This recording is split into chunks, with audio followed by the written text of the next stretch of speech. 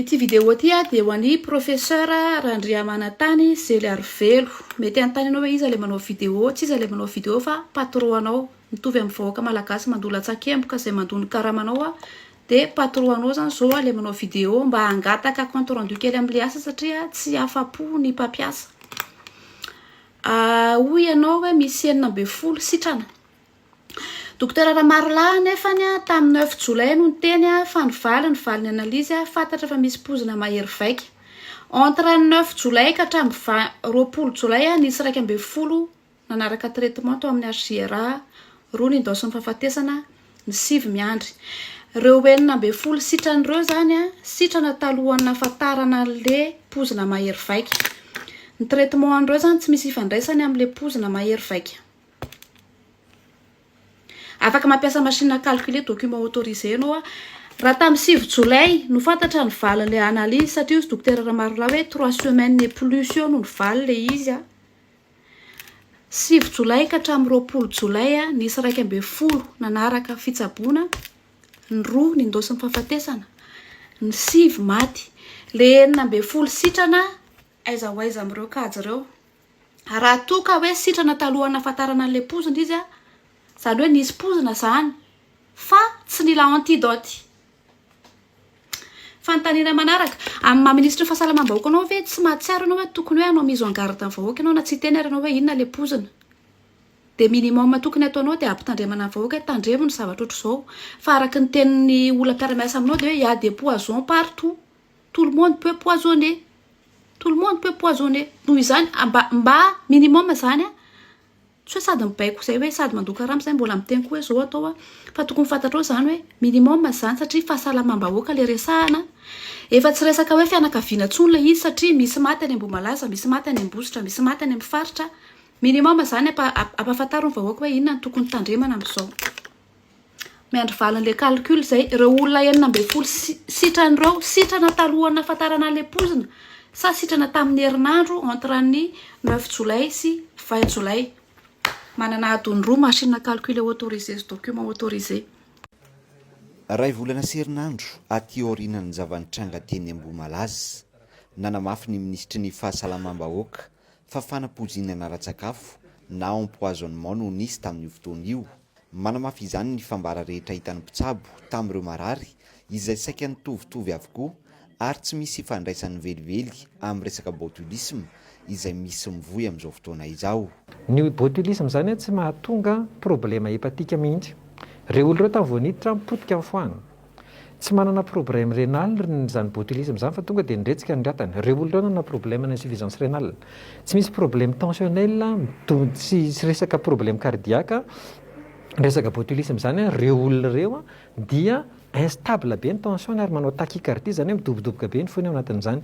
Nitarika an'ilay olona mantsy rehefa avy eo dia miteny izy hoe tsy mahita vakio tsara ao anatin'le olona mamaky an'izany diplopie ny soratra ao anatin'io zany hoe mandroa ny maso fa ireo olona ireo anontany izy fa tsisy nandroa zany maso na anankiray ary.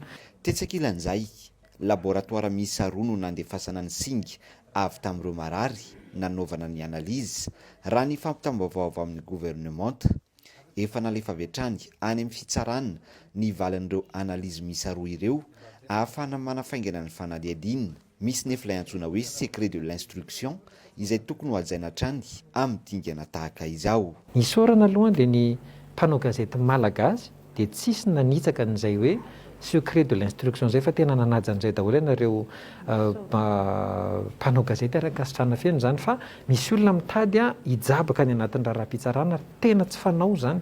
Olona tany Tandalana Madagasikara, firenena Tandalana Madagasikara ary tsika Tandalana.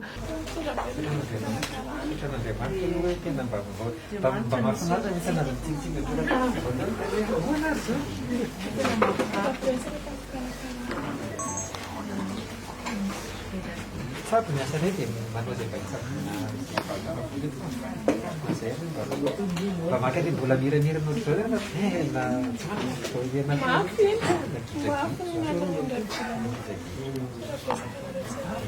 ankoatr'ireo mpitsabo mandray an-tanan'ireo marary mbola manaraka fitsaboana eto amin'ny CHUGRA Ampefiloha anisan'ny mandalo matetika mijery azy ireo eto ihany koa ny ministry ny fahasalamam-bahoaka ary tamin'ity alan'ny 9 Jolay ity niaraka tamin'ny ministry ny serasera sy ny kolotsaina izay sady mpitondra tenin'ny gouvernemanta izay nanamafy fa ataon'ny fitondram-panjakana lahara-pahamehana ny fandraisana an-tanana rehetra eto.